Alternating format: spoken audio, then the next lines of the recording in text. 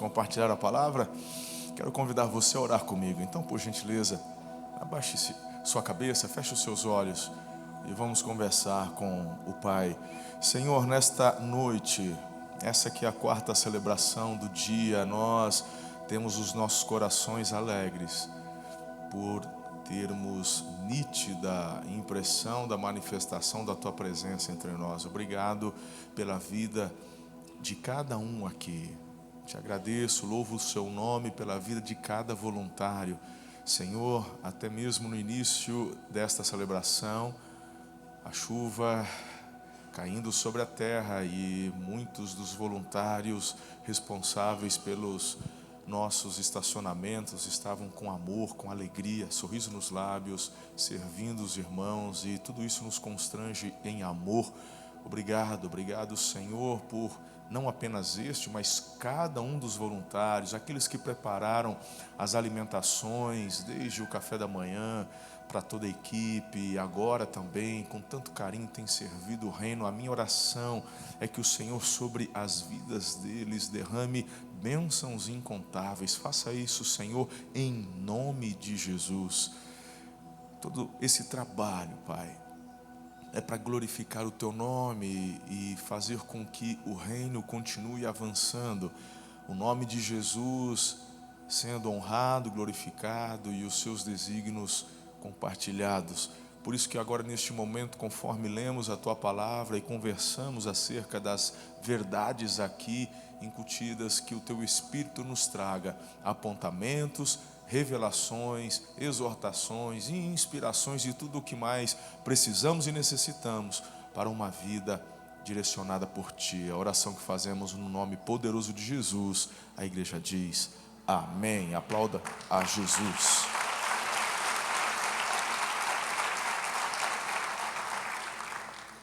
Estamos nesta série de mensagens Direção Divina. 7 decisões para você experimentar transformação. Nós já compartilhamos 2, falamos sobre começar, e na semana passada falamos sobre a importância de parar. Você que por acaso perdeu qualquer uma delas, eu convido você, por favor, durante esta semana, quem sabe ainda hoje, chegando em casa, assista. Está lá no canal do YouTube da igreja, também temos no podcast da igreja, temos no Spotify, mas assista as primeiras mensagens e você vai conseguir compreender com clareza este direcionamento de Deus para a sua vida. Eu não vou aqui investir tempo com relação aos 2 primeiros temas, mas eles são fundamentais para que a cada semana você faça este ajuntamento, esta somatória, porque é no conjunto destas decisões que você experimentará algo muito importante, este direcionamento, estas decisões que podem transformar a sua vida. Hoje eu quero falar sobre um assunto bem bacana: permanecer no caminho. Mas antes, eu queria que você lesse comigo o nosso texto base. Está lá no Salmo 32. Já está inclusive projetado aí. Você poderia, em alta voz, ler comigo para guardar? Quem sabe até o final da 7ª semana você já até decorou esse versículo. Vamos lá. Eu o instruirei e o ensinarei no caminho que você deve seguir. Eu o aconselharei e cuidarei de você. Gostoso observar da parte do salmista esta convicção que ele tinha com relação ao direcionamento de Deus para a vida dele, o cuidado de Deus. Não Deus distante, não, Deus presente. É aquela experiência de quem se relaciona com o Senhor como um pai. Inclusive você ouviu o pastor Fabrício ministrando um texto que eu gosto muito também. Se porventura alguém aqui não teve boas lembranças com relação ao seu pai aqui na terra, é porque ele fugiu à exceção. A maioria dos pais, mesmo que errem, são bem intencionados com relação aos seus filhos. Nós não acertamos todas, mas aquilo que fazemos fazemos porque queremos ver nossos filhos avançar, crescer e romper. Agora imagine o nosso Deus que não erra. E relacionar-se com Ele nessa paternidade é ter esta convicção de que Ele não só te dá bons conselhos, não só Ele te orienta, mas cuida de você. Uau! Quando eu leio esse texto, me dá essa impressão. Uma intimidade, uma certeza que o leva a declarar tal coisa. Diante disso, eu apresento a vocês a nossa terceira decisão, a de permanecer. E eu gostaria de conversar contigo não só sobre o fato de você permanecer na igreja. Não, é muito mais profundo do que isso. Muito mais profundo do que isso. Eu acho que você vai entender. Por isso eu peço a sua atenção para os próximos minutos que vamos passar aqui. Não deixe somente vagar. Eu quero ler um texto. Eu quero compartilhar um pouco da experiência de uma mulher chamada Ruth. E quem sabe, através da experiência dessa mulher, você consiga entender a profundidade do que o texto quer nos apresentar e sobre a decisão de permanecer. Por favor, preste atenção, olha só. Ruth capítulo 1, 3 versículos, 16 ao 18. Ruth, porém, respondeu: não insistas comigo que te deixe e que não mais te acompanhe. Aonde fores, irei, onde ficares, ficarei, teu povo será meu povo, teu Deus será meu Deus. Onde morreres, morrerei, e ali serei sepultada. Que o Senhor me castigue com todo rigor, se outra coisa que não a morte me separar de ti. Quando Noemi viu que Ruth estava de fato decidida a acompanhá-la, não insistiu mais. William Shakespeare, ele escreveu: às vezes tenho mais vontade de ficar do que de partir. Permita-me compartilhar um pouquinho só o contexto aqui da história de Ruth. Tudo começa, na verdade, com um homem chamado Elimeleque. Esse senhor, casado com a Noemi, era de Belém. Mas isso muito antes de Davi. Ele, então, um israelita, um judeu, morando em Belém, mas de repente, dias difíceis. Quem sabe não choveu, quem sabe a colheita mirrou, a sua criação se perdeu. Enfim, dificuldades. O texto nos apresenta, inclusive no começo do livro de Ruth, que eram dias difíceis e o levou a tomar uma decisão. A decisão foi pegar a sua família e sair. Sabe da onde? Da terra prometida. E ele sai de Belém e vai para Moabe, para uma terra estrangeira. E eu aqui não quero dizer que todas as vezes que você toma a decisão de ir embora é uma decisão errada. Permanecer no caminho é estar no centro da vontade de Deus. Muitas pessoas, quando vêm conversar comigo, ou vão perguntar ou buscar conselho: pastor, tal proposta, pastor, estou pensando em mudar de cidade, estado, país. Eu sempre faço uma pergunta: você sente direcionamento do Espírito Santo para isso? E eu jogo a batata quente no colo da pessoa. Não venha buscar em mim uma resposta que você tem que ouvir do próprio Deus. Quem sou eu para falar para você se você deve ou não ir embora? O máximo que eu posso fazer é, diante das informações que você me apresentar, colocar para você se isso tem direcionamento de Deus ou não. E ali, meu irmão, o que eu vou usar como parâmetro? Princípios. Deus não quebra princípios. Então eu sempre vou perguntar: você tem direcionamento? Acontece que a maioria das pessoas são faltas de discernimento espiritual. E elas estão tão cheias, tão focadas simplesmente até mesmo com suas vaidades, e não conseguem enxergar, não conseguem assimilar, e simplesmente vão. É um Elimeleque. E eu te provo, irmão, me dá no texto alguma parte onde o Elimeleque ouviu de Deus que ele deveria ir para Moabe. Aí alguém pode dizer assim: pastor, não tem nada dizendo que Deus falou, mas também não tem nada dizendo que Deus proibiu. Pois é. Só que a questão é você estar onde? No caminho. Ou você já se esqueceu que esse povo, do qual Elimeleque fazia parte, sua descendência estava no Egito, e depois de um certo período ficou escravizada. Deus levanta Moisés, liberta o povo, peregrinam pelo deserto para chegar onde? Qual foi a promessa de Deus? Vou mandar vocês para a terra prometida. Que terra é essa? Terra que mana leite e mel. Não é que está chovendo mel, não é que está chovendo leite, mas uma terra que aquilo que você fizer no sentido de plantar, colher, trabalhar, vai render. E é óbvio que diante disso está também subentendido os dias difíceis, quando a chuva não vem do jeito certo. E tudo isso, meu irmão, está na história. Vamos começar no Gênesis. Então entenda, por favor, o camarada está onde? Da terra prometida. Para onde eu vou? Moabe. Que é Moabe, meu irmão? Vou fazer o que em Moabe? Não, porque eu estou ouvindo que lá tem bastante oportunidade. Então você não confia que Deus pode abrir para você uma oportunidade aqui? Então você não confia que em momentos e circunstâncias difíceis Deus não pode livrar, Deus não pode fazer milagres? Então você está me dizendo que na terra prometida tem dificuldade, mas lá em Moabe, que não é terra que Deus prometeu, lá nunca vai ter problema? E é por isso que muitos vão e depois voltam.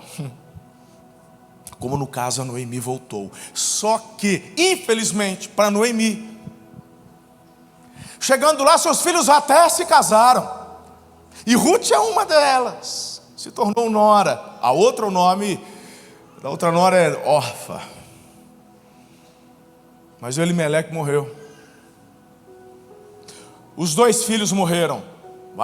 Que desgraceira. Não sei do que, mas simplesmente morreu. Agora, imagine, Noemi em terra estrangeira, com 2 noras. A Noemi fala assim: meu Deus, que situação. Porque a garantia de uma mulher naquela época era o seu marido e depois seus filhos. Ela simplesmente estava só, perdida. Que situação. Aí ela chega para as 2 e diz: eu quero liberar vocês. Não é como hoje, se uma jovem fica viúva, ela naturalmente retorna para onde? Para a casa dos pais. É cultural, mas naquela época não. Quando ela se deu em casamento, ela fez uma ruptura com a família dela. E agora ela pertence à família do marido, mesmo que este tenha morrido. Então ela deve obediência, honra a quem? Noemi. As 2. E Noemi então, com o coração cheio de ternura, compaixão, acredito eu, fala assim: Zé, meninas, é o seguinte, eu já estou de idade. Eu não tenho mais condições de me casar novamente, gerar um filho para dar a vocês em casamento e dar seguimento à descendência. Vocês ainda são novas. Voltem para a casa dos seus pais. Ela está liberando as meninas daquele compromisso. As 2 se negam. As 2 falam: não, ela devia ser uma boa sogra. Eu acredito inclusive que as 2 sentiram mais compaixão do que vontade de ficar. Poxa, se está difícil para nós 3, nós que somos novas, imagine só deixando a Noemi sozinha em terra estrangeira. Nem daqui ela é. Eu acredito que tem um misto de sentimentos aqui. Mas a Noemi insiste. A Orfa aceita e volta, chorando, mas vai embora.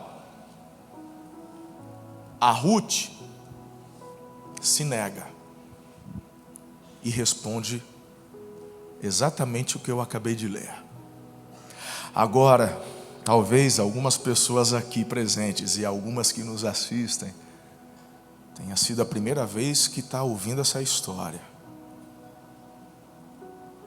E você deve estar se perguntando: o que foi que ela falou mesmo? Eu vou ler de novo para você, claro que eu vou. Presta atenção, porque até você que conhece a história vai ouvir de uma outra forma o mesmo texto, só que agora entendendo melhor A nora dizendo para a sogra. Ruth, porém, respondeu: não insistas comigo que te deixe e que não mais te acompanhe. Aonde fores irei, onde ficares eu ficarei. Teu povo será meu povo, teu Deus será o meu Deus. Onde morreres, morrerei, e ali serei sepultada. Que o Senhor me castigue com todo rigor, se outra coisa, que não a morte me separe de ti. Quando Noemi ouviu o que Ruth estava de fato, que ela estava de fato decidida a acompanhá-la, então ela parou de insistir. Você já teve vontade de desistir de alguma coisa na sua vida? Claro que sim. Eu também. Várias vezes.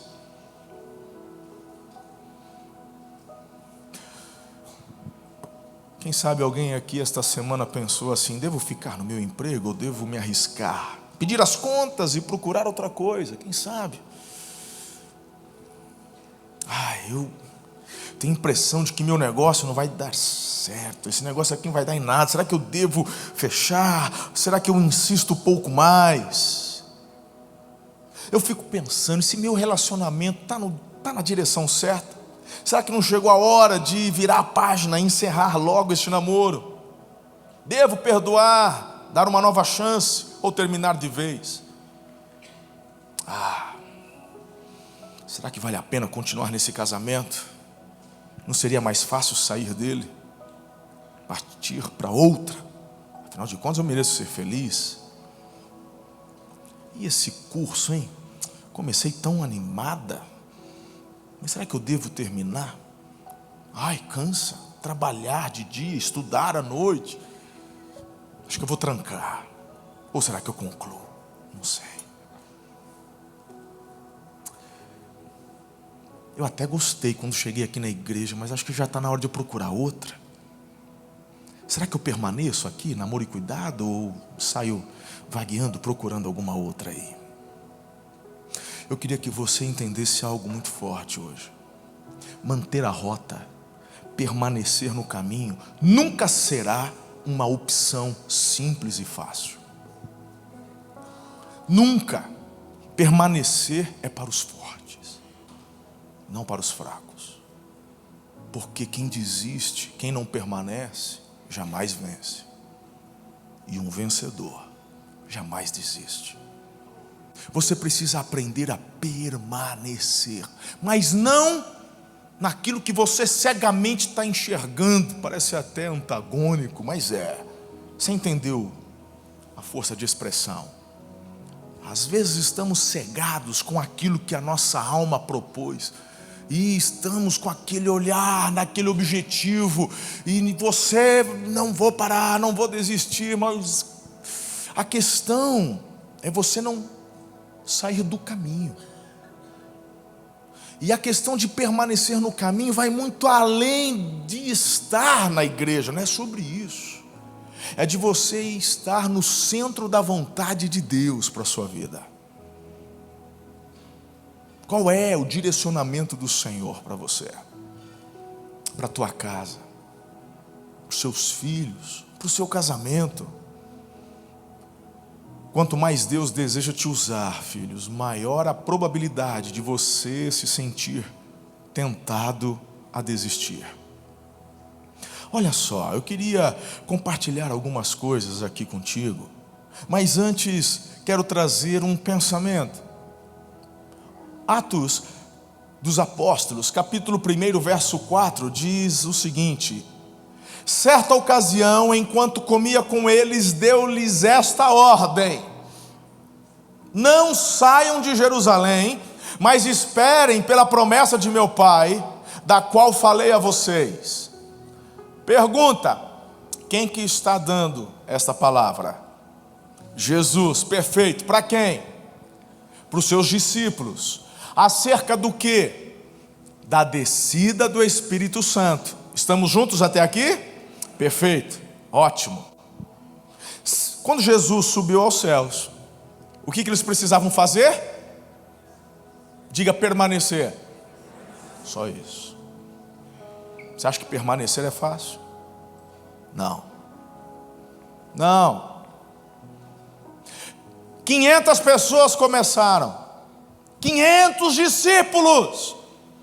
500 discípulos simplesmente se propuseram a permanecer. Ouviram a voz do Senhor. E o Senhor disse: não os deixarei órfãos. O Espírito, o meu Espírito, o Espírito Santo, eu derramarei para permanecer com vocês. Quando o Espírito Santo de fato desceu de forma definitiva em Atos 2, quantas pessoas estavam presentes? Quantas? 120. Mas quantas começaram? Quantos permaneceram? 120.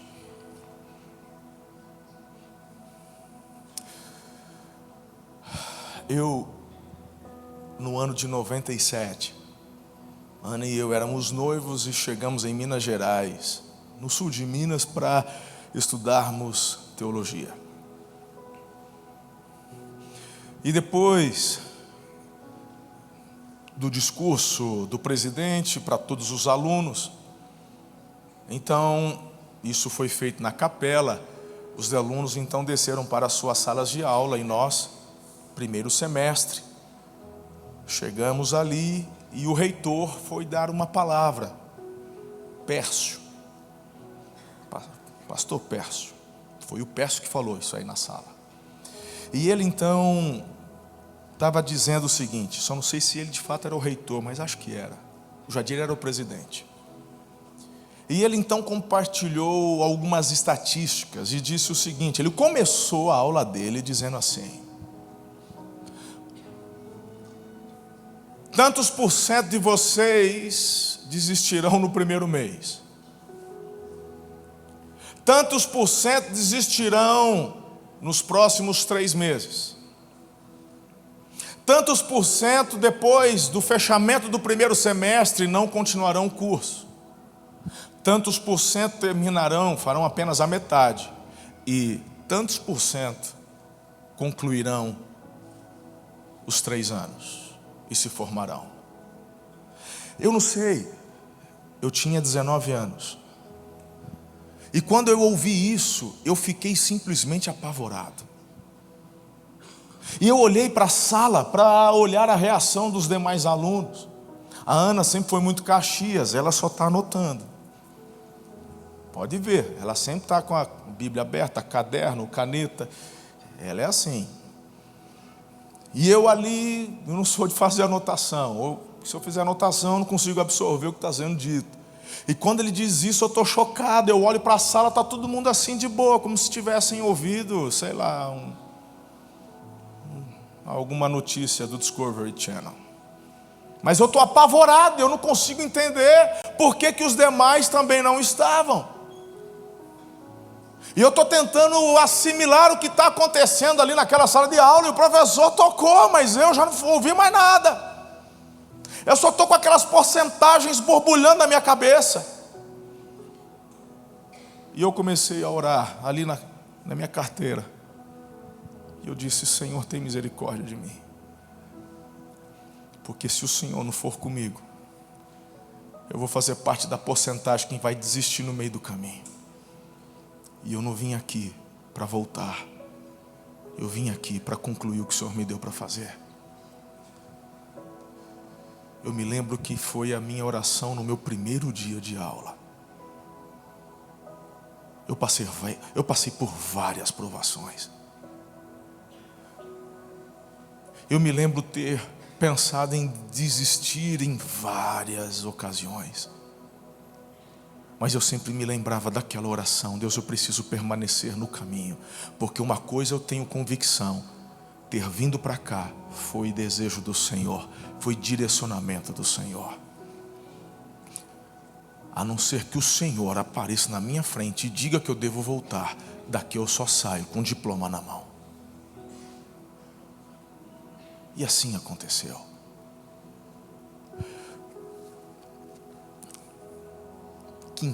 Amigo, brother, 500, 120 permanecem. Agora, deixa eu te falar uma coisa, porque Isso diz respeito a mim e a você.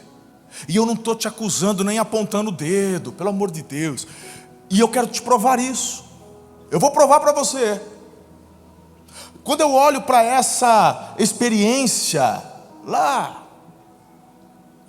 onde no cenáculo estavam reunidos, perceba que Jesus então, ele morre, mas no terceiro dia, no domingo, ele ressuscita, seu corpo glorificado.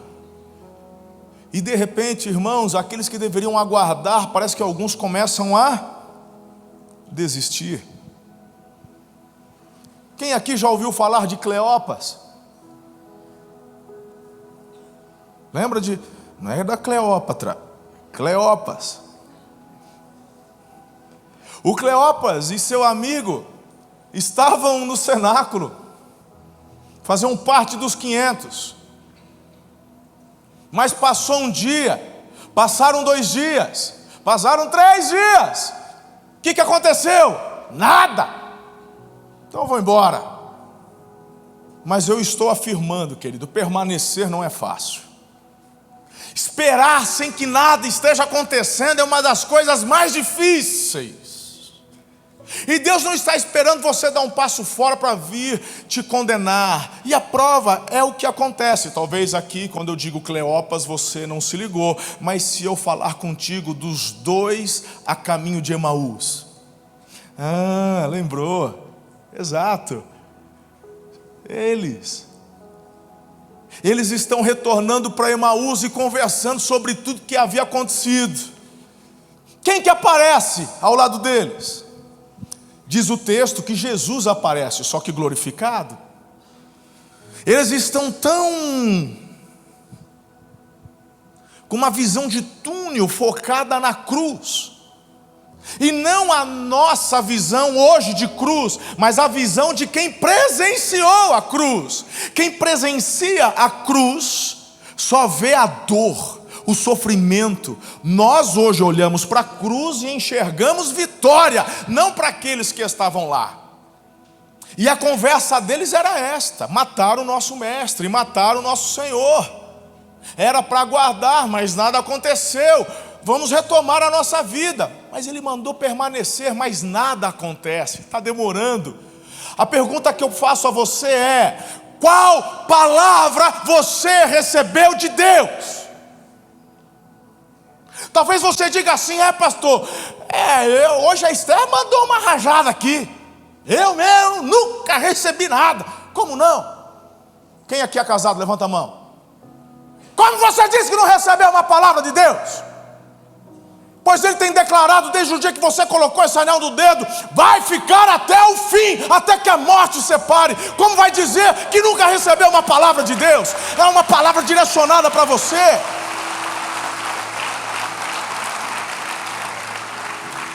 É direto para o teu coração. Então, muitos, todos nós, para ser mais exato, temos uma palavra da parte de Deus. Você pode até alegar ignorância, mas não pode acusá-lo de silêncio. Vou te dar um conselho de amigo: reconheça a tua surdez espiritual, mas não que o nosso Deus é mudo. Ele tem declarado, ele tem de forma aberta compartilhado palavras a nós. E eu pergunto novamente: qual é a palavra dele para você? Para você que é filho, ele tem uma palavra: honra teu pai e tua mãe, para que os teus dias sejam prolongados. Essa palavra tem que ser vivenciada e vivificada todos os dias da sua vida. Todas as vezes que você abre os seus olhos de manhã, precisa se lembrar dessa promessa, se você quer ser bem sucedido, proeminente. Uma palavra, repito, que palavra você tem de Deus? Aqueles 2 tinham uma palavra: permaneçam, até que do alto sejam revestidos de poder. Foram revestidos? Não! Então por que saíram? A impressão que temos é que pelo fato de estar indo para Emaús, a qualquer momento Deus pode aparecer e com uma ira avassaladora simplesmente exterminá-los. Mas quem aparece ao lado deles? Jesus. Só que agora é o Jesus que retomou os seus atributos divinos. Ele agora tem todo o poder, toda a autoridade nos céus e na terra. Tomou inclusive da morte a chave da morte. Venceu a morte. E ele está do lado dos dois e começa a fazer a pergunta para os dois. Mas os dois estão com foco no sofrimento e não conseguem reconhecer o Jesus vitorioso. Eu acho que você está começando a entender. O que faz você desistir, o que faz você não permanecer, é o seu foco da sua dor. Quando o Senhor manda você permanecer, não olhando para a circunstância, o que faz você permanecer é a tua fé no que Ele prometeu. Não é um momento difícil do teu casamento que vai fazer você desistir, mas a tua visão de fé, de futuro, que Deus prometeu que o melhor está por vir, é que faz você prevalecer, porque Ele já está no futuro te aguardando, e você sabe que Ele não te deixará só. Jesus se coloca ao lado de Cleopas e seu amigo, anda com eles, e começa a explicar. Eles não reconhecem. Quando chegam em Emaús, irmão, eu não sei você, mas a minha visão de liderança, muitas vezes, eu meio afobado, eu quero resolver as coisas ontem. Não chega para mim e diz, pastor, eu preciso conversar contigo. Eita, quando um líder meu fala isso, quando um pastor meu fala logo. Eu não gosto de ficar cozinhando com o verso na minha cabeça. O que será que ele vai falar? Já fala logo. Ou me diz o assunto. Precisamos conversar sobre tal assunto. Ok, então vamos marcar. Agora, precisamos conversar. E deixa no ar. Agora, fala logo. O que é? Você entendeu? Porque se sou eu no lugar de Jesus, quando pego os dois no meio do caminho, falo, ei, bora, tá indo para onde? Perder tempo não. Volta para Jerusalém. Quem está mandando vocês? Então, é para permanecer. Não, Jesus sabe o que Ele faz. Andando. Vocês estão falando de quem? Rapaz, você não é daqui não, né? Porque você não viu o que aconteceu? O que aconteceu? Fico imaginando Jesus virando do lado, dando umas risadinhas. Ele dá uma de João sem braço. Aí quando eles chegam em Emaús, eles vão para casa, já era fim, o dia estava findando. Jesus faz com que quem está continuando o caminho, os dois falam assim, rapaz, você vai para onde? Vem comer, está tarde. E Jesus não aceita. Entra. Eles vão comer. Na hora que partem o pão, a Bíblia diz, os olhos deles são abertos, eles reconhecem Jesus. Aí eles dizem, é Jesus. Jesus faz o quê? Espera aí que agora eu vou explicar tudo de novo. Não, ele desaparece. Por quê? Porque eles já sabiam o que precisam fazer. Só precisavam ter o foco novamente alinhado. Jesus vem dedicar tempo, intimidade, relacionamento, para você só olhar, rapaz, o que eu estou fazendo? E se você olhar para o texto, o que os dois fizeram? Voltaram para Jerusalém. Que doideira, irmão. Uau! Aí você fala, pastor, mas não é fácil não. Pois é, né? O que eu vou falar, irmão? Do Pedro. Que talvez eu diga, porque os dois aí também, né? Não tinha nenhuma função. E o Pedro? O líder dos apóstolos. E o Pedro ainda teve 2 experiências com Jesus ressuscitado. Eles estão com portas trancadas, Jesus aparece, irmão. Sopra sobre eles o Espírito Santo, eles têm uma experiência sobrenatural. Depois desaparece. O Tomé não estava na primeira, depois de 7 dias Jesus volta e repete. Inclusive os milagres que ele faz na segunda experiência. Lucas diz que os livros da época não podiam conter todos os sinais que ele operou ali com aquela turma que estava no cenáculo. E do jeito que ele apareceu, desapareceu também. Reafirmando o quê? A importância de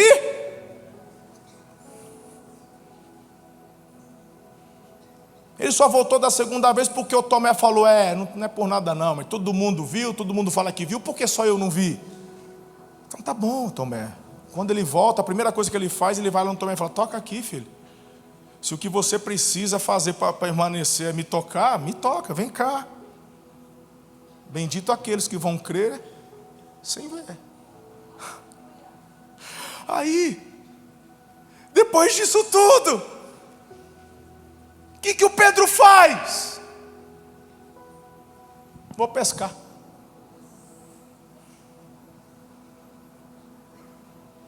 Que doideira, hein? Vou pescar. E você é líder, Pedro. Quando ele diz, vou pescar, todo mundo diz, vamos também, vamos também, vamos também. Mas não é para ficar esperando. Eles saem de Jerusalém. Onde eles vão pescar, irmão? Não tem lago em Jerusalém. Desceram a Tiberíades. Era para ficar onde? Jerusalém. Vão para onde? Tiberíades. A quem mais é dado, mais é cobrado. Pedro, tu é líder. Eu tenho discípulos, mas você é apóstolo. E dos apóstolos você é o líder. Permanece. Vou pescar. Pegar nada. Jesus aparece de manhãzinha. Pegaram alguma coisa? Não pegamos nada. Lança a rede de novo. Lançaram a rede. Pegaram 152, 140, não sei o que, grandes peixes. Tudo é Jesus, é Jesus, é Jesus. Chega na praia, tem churrasco, peixe na brasa, tem pão, tem água. O Pedro vai lá fazer o quê? Lavar a rede. Por quê? Porque o Pedro está magoado com Jesus, não, com ele mesmo. E o problema do coração de Pedro o impedia de quê? Permanecer. O que Jesus faz? Vai acusá-lo? Vai lá e restaura Pedro. Você me ama? Você sabe de todas as coisas. O Senhor sabe que eu te amo. É isso só que é importante. Bora lá. O que o Pedro faz? Retorna. O Espírito Santo vem. E no primeiro dia, a porta é destrancada. 3.000 se convertem numa única pregação.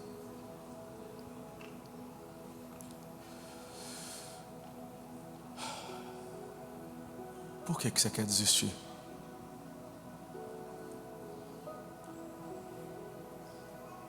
Por quê? Não, eu já expliquei que dificuldade não é razão. Dificuldade não é motivo. Sério, Elimeleque? É isso que você quer fazer? Porque está difícil? Porque está todo mundo saindo do país, indo para outro? Só vá se Deus direcionar. E eu creio que Deus dirige. Eu creio que Deus, mas vá debaixo da direção de Deus. Não fuja, não saia, não deixe de permanecer por causa de fuga. Não é motivo. Fugir nunca será um motivo válido. Enfrente o problema. Como é que eu sei se devo ou não devo ir? Se você não sentir vontade de ir, é um bom sinal que talvez seja Deus te chamando para ir.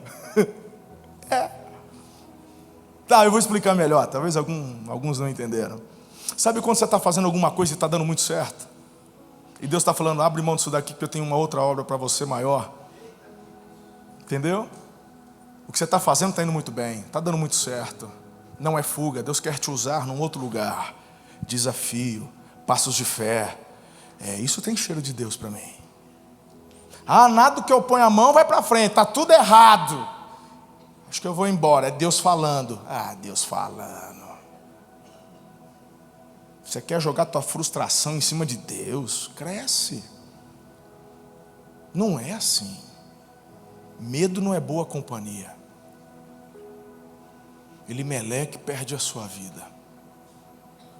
Perde a vida dos filhos em terra estrangeira. A Noemi agora com a Ruth, o que ela faz? Retorna. Agora eu quero que você entenda uma coisa muito importante. Olha aqui para mim. Talvez nessa noite você já esteja no seu coração aquecendo o desejo de permanecer. Não, eu vou renovar a minha aliança com Jesus, a minha aliança de casamento. Não é isso aí mesmo. Aí você cria uma expectativa de que amanhã, segunda-feira, tudo vai ser diferente. Deixa eu te falar uma coisa. Amanhã vai ser igualzinho hoje. Vai mudar não. A Noemi, quando ouve da sua nora a decisão de permanecer, o problema continuou. Deus do céu não viu aquela atitude e disse: uau, diante de tamanha fé, eu agora o anjo vai lá e entrega um balde de ouro para as meninas ali. Olha só a fé da Ruth. Ao ponto da Noemi falar assim: quer saber de uma coisa? Eu vou voltar para a minha terra. Deixaram Moabe e foram de volta a Belém. E quando chegam em Belém, terra, o marido dela tinha terra lá. Só que ela não podia. A lei não permitia, ela precisava de um resgatador. Sabe onde ela fica? No lugar onde as pessoas pobres ficavam, vivendo de favor. A Noemi já aparentava, pelo que eu entendo no texto, uma certa idade. Ela fica então mais isolada, num lugar ali, aguardando. E a Ruth, era época de colheita, diz o texto. Ela foi para as lavouras. E ela vai parar no campo de um tal de Boaz. E o Boaz era parente da Noemi. E o Boaz fica sabendo dessa menina. E pergunta para os funcionários, para o ceifeiro: quem que é essa moça? Ela é nora daquela parenta tua, tal de Noemi. As duas estão viúvas. Aí, meu irmão, se você acha que simplesmente pelo fato de tomar a decisão de permanecer, que automaticamente tudo vai virar assim, ó, maravilha. Elas estavam em situações perigosas, ao ponto do Boaz falar assim para Ruth: filha, é o seguinte, não vai porque a lei permitiu os pobres ir nessas lavouras para pegar do que caía no caminho, conforme eles iam ceifando, eles vão pegando os feixes e vai caindo alguma coisa. Então a lei mandava que eles deixassem o que caía no caminho para que os pobres pudessem pegar, era a lei. Então eles iam. Aí o Boaz falou assim: filha, fica só aqui, não vai em outro lugar não, eu já dei ordem para os meus ceifeiros para não tocar em você. E na verdade ele tinha dito mais. Ele falou assim para os ceifeiros: quando vocês perceberem que a Ruth está chegando, deixa cair um pouco mais de propósito. Aí a gente começa a ver o quê? A mão de Deus. E eu enxergo o que quando eu tomo a decisão de permanecer? Processo. A mudança que você espera no seu casamento não é amanhã, mas começa hoje. E amanhã vai ser um feixezinho de trigo. Até sexta-feira você já juntou uns 3, 4. Até você fazer farinha e fazer um pão bonito, mais um mês.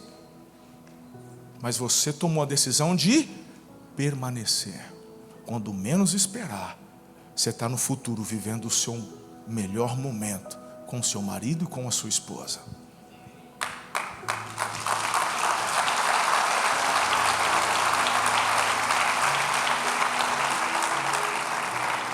Só quem decide permanecer consegue colher. Vou repetir: só quem decide permanecer consegue colher. Eu sempre disse daqui do púlpito, não para quem se converte e conhece a Jesus pela primeira vez aqui, não, essa palavra não é para você. Essa palavra às vezes são para aqueles que às vezes vêm de um outro ministério, de uma outra igreja. Chegam aqui e ficam: uau, pastor, que igreja, que maravilha, que bênção, esse é o meu lugar. Alguns já se decepcionaram quando vieram conversar comigo, porque a primeira coisa que eu faço é meter o pé no castelinho de areia. Irmão, todo mundo gosta de lua de mel. Poucas pessoas têm problema na lua de mel, a maioria curte. Mas essa turma, quando chega, eu já venho com os 2 pés no peito. Falo, deixa eu te falar uma coisa. Essa igreja não é perfeita não, a começar deste que vos fala, que é o pastor presidente aqui da igreja. Cheia de gente com defeito. Nós procuramos servir a Jesus com sinceridade, mas eu tenho minhas falhas. Quero ter a humildade de reconhecer, quando precisar, reconhecer, pedir perdão, como já fiz várias vezes diante da igreja nesses 15 anos. Já fiz isso aqui. Não tenho problema. Mas o problema é quando as pessoas fazem uma leitura equivocada. Isso vai gerar frustração. Não existe igreja perfeita. Se um dia você encontrar, sai, senão você estraga ela.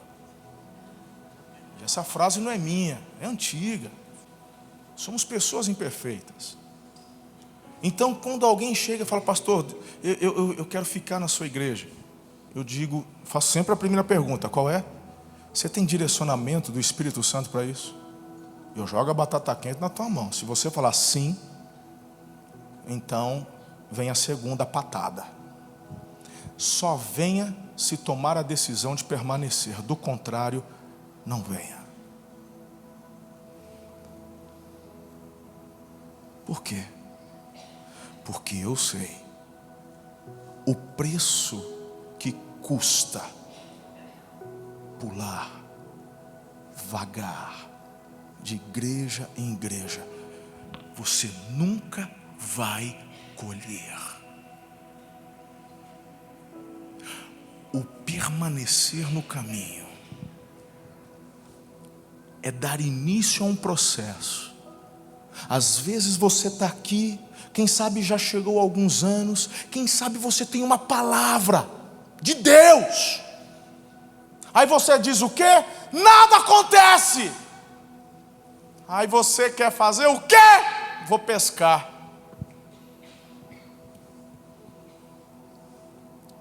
Pelo menos seja sensível à voz de Jesus, porque Ele vai atrás de você. De repente você está indo de volta para Emaús. Eu vou voltar para minha casa. Não tem nada acontecendo. Está quieto demais. Não consigo enxergar sinalização de que alguma coisa vai mover, mudar na direção da palavra que um dia eu recebi. Mas você só verá de fato qualquer mudança se permanecer. E você não faz isso tentando se mostrar. Deixe que o Senhor faça. A Ruth não chega em Belém indo brigar, dizendo, eu quero o que é meu, por direito. Vamos lá, sogra, vamos botar para quebrar. Ela simplesmente faz o que ela tinha à mão para fazer no dia. Colher o que caia no caminho, para ter o que comer no final do dia. E quem sabe no final de semana juntar e vender para outras necessidades. Até que um dia sua sogra falou o seguinte: vá até Boaz, e assim que ele terminar de jantar e for para a tenda, siga-o. Ele vai se deitar, você vai aos pés. E vai se deitar, dar aos pés. E quando ele perguntar para você o que você está fazendo, você vai dizer assim: tu és o meu resgatador.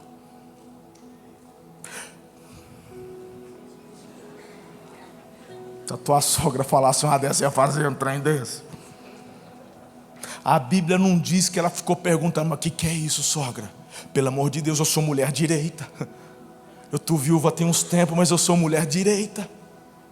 Mas a Ruth não conhece os costumes do povo de Israel.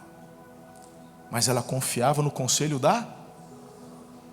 Todos esses insights que eu estou te passando, vocês vão discutir na célula.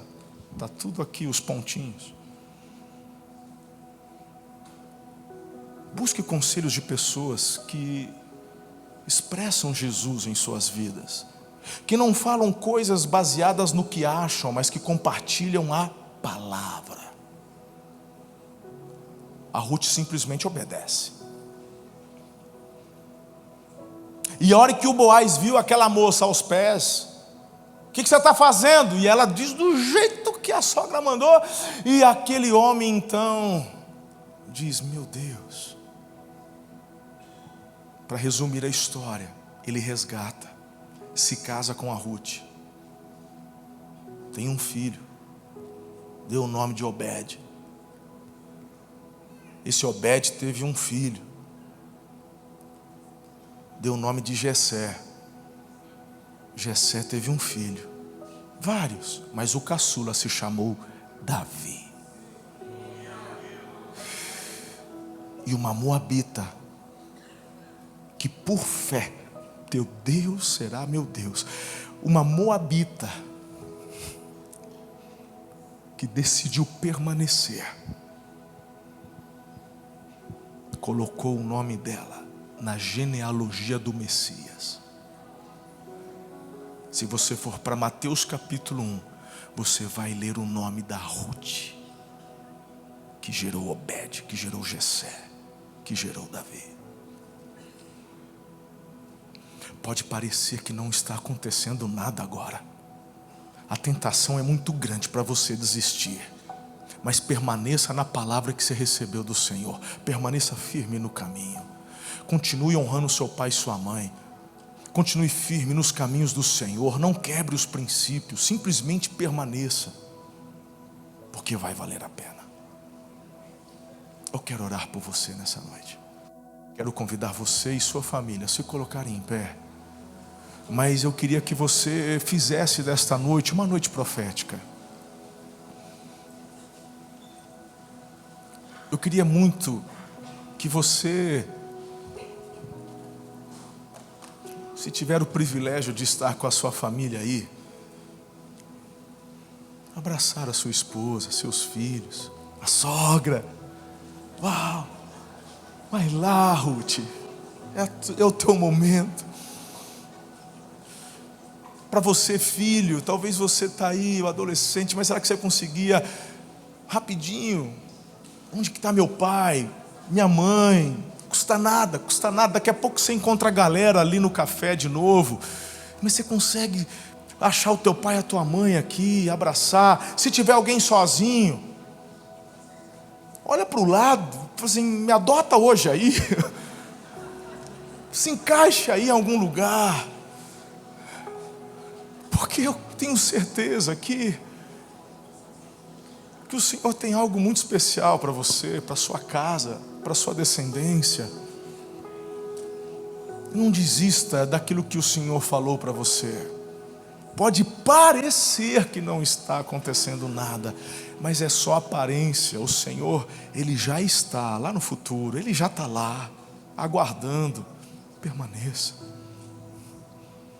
Esperem até que do alto sejam revestidos de poder.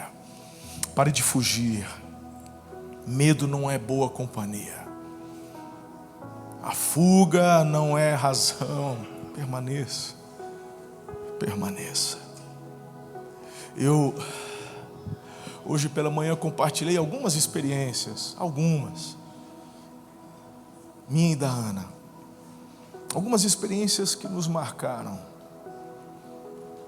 Eu quero, assim, rapidinho, tenho 4 minutos, 5 minutos, eu vou resumir. Qualquer coisa você assiste a mensagem, talvez eu suba a mensagem da manhã, eu falei de uma forma mais completa, mas eu era um jovem de 19 anos, ficamos noivos, fomos para o seminário. Quando eu cheguei no seminário, no sul de Minas Gerais, estudávamos pela manhã, eu trabalhava à tarde, lá mesmo, e estudávamos à noite, era um internato. E eu me recordo, e isso me veio de manhã, porque eu nem lembrava, que logo no primeiro ou segundo mês, eu fui acometido de uma alergia, muito estranha. E eu nunca fui de ter alergia de pele, nunca. Saí de casa com 18 para 19 anos, fui para o seminário. E o que era só uma alergia, aquilo foi se agravando. Viraram feridas, ao ponto de eu ficar com vergonha. E eu comecei a usar apenas blusa de manga comprida, porque eu estava com vergonha das escaras, dos machucados, das feridas. E em nossa turma tinha uma médica. E eu então ia para a enfermaria, tomava os remédios e nada acontecia. E ela então falava e tentava isso, tentava aquilo e nada. Naquela época aqueles remédios para alergia davam sono, eu não conseguia, era uma luta. E aí eu me lembro dela dizer assim: talvez você tenha que voltar para Tupã, para a tua cidade, e fazer um exame mais completo, para ver o que você tem. Porque eu já tentei de tudo o que está à nossa mão. E eu me lembro de orar, dizendo: Deus, eu disse para o Senhor que eu não saio daqui, porque o Senhor me trouxe. Eu só saio depois de concluir aquilo que o Senhor me mandou fazer aqui. Queridos, da mesma forma que aquela alergia veio, ela foi embora. Eu fiquei aliviado. E depois, alguns meses, em seguida, a Ana no seu olho esquerdo, ela tinha 14 graus. Ela não enxergava desse olho esquerdo. E do olho direito ela tinha 7 graus para mais. E um dia, fazendo o seu trabalho ali de voluntária no berçário, cuidando dos filhos dos alunos e tal, cumprindo escala, o seu óculos cai, quebra. E ela vem toda preocupada. E ela disse: meus óculos quebraram, mas eu nem tinha tanta noção. A Ana sempre foi muito discreta. E eu nem tinha noção da gravidade. Nem sabia que para mim ela enxergava bem, mas um dos olhos ela não enxergava. E eu falei: que foi? Eu falei: eu não consigo enxergar. Eu só vejo o vulto.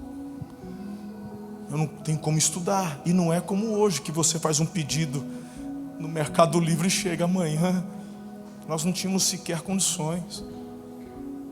Não tínhamos apoio financeiro da igreja.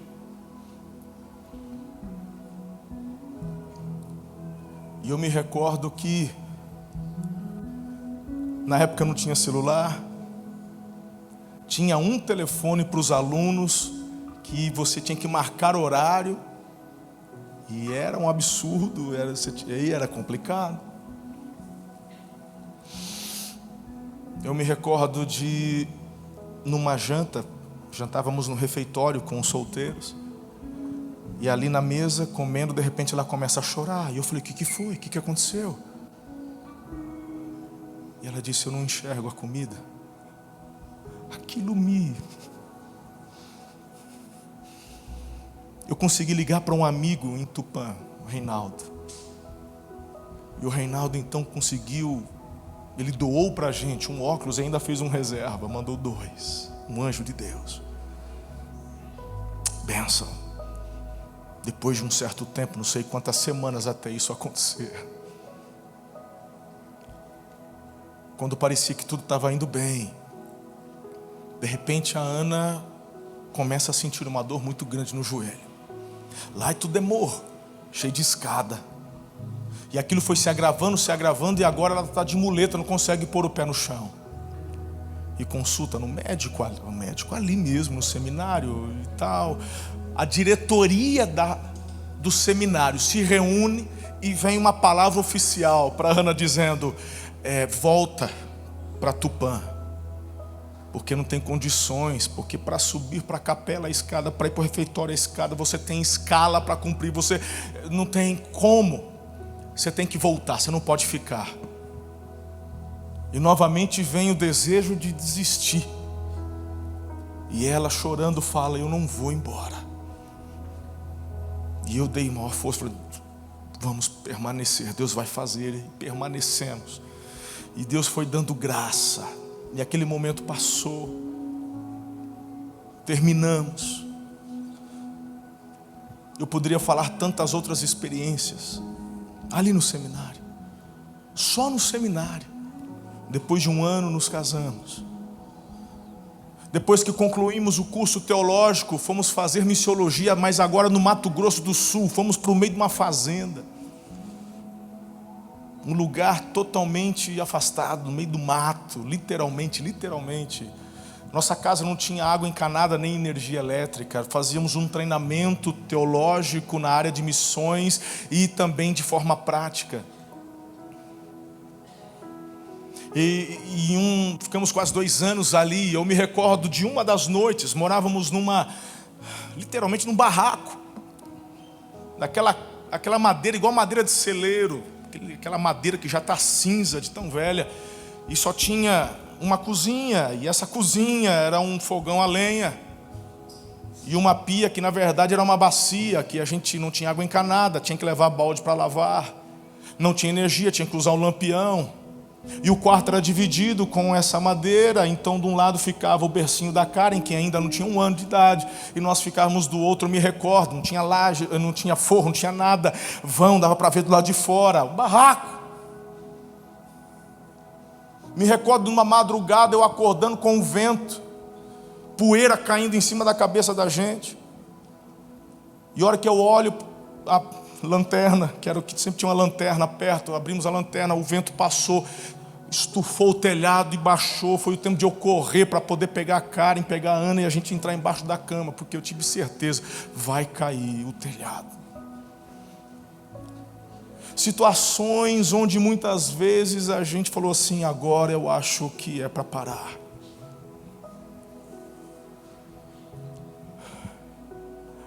Uma vez, a febre da Karen, 1 ano de idade, não baixava. Pegamos um carro velho, era época de carnaval,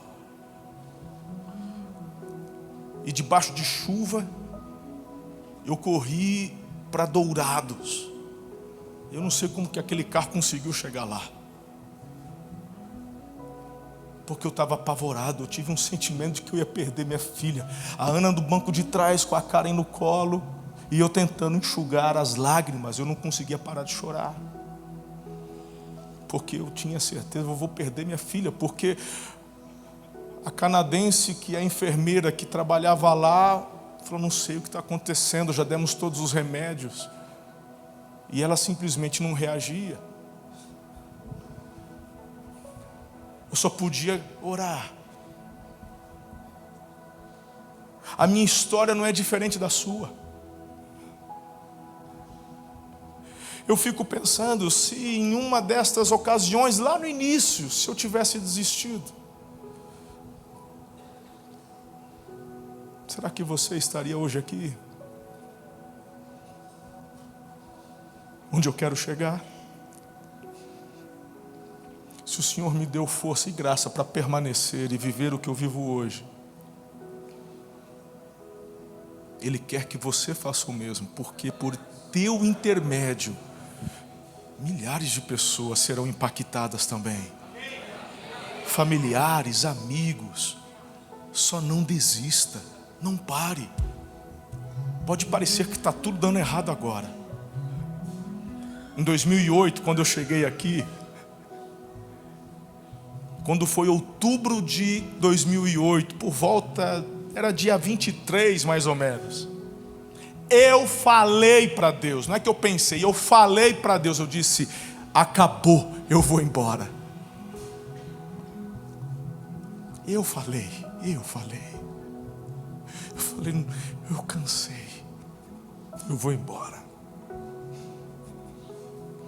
Mas quando foi de manhã, lá estava ele na praia.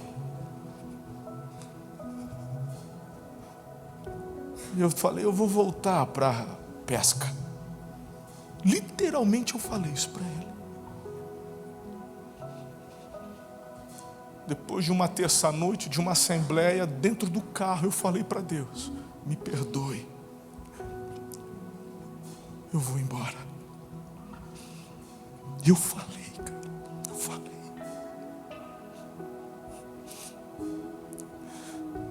Eu disse, Senhor, não estou dizendo que eu não quero te servir,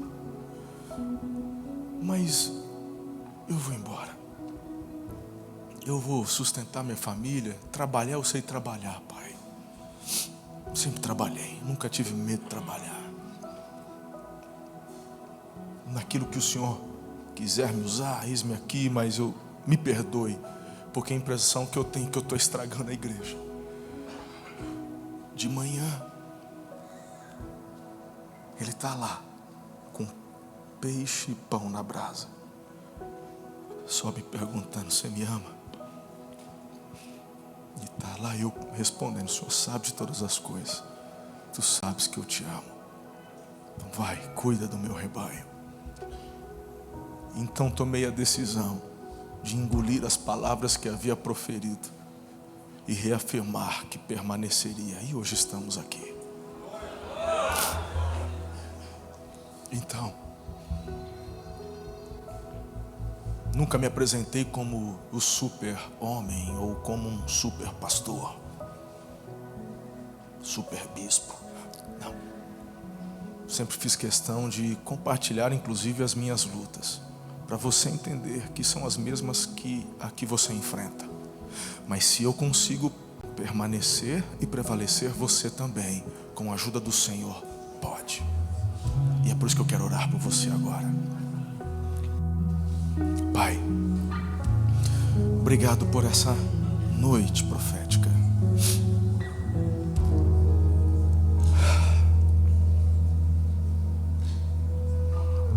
Obrigado porque o Senhor me buscou no caminho para Emaús. O Senhor me buscou em Tiberíades, pescando. O Senhor sequer aceitou as minhas desculpas quando disse que não sabia falar.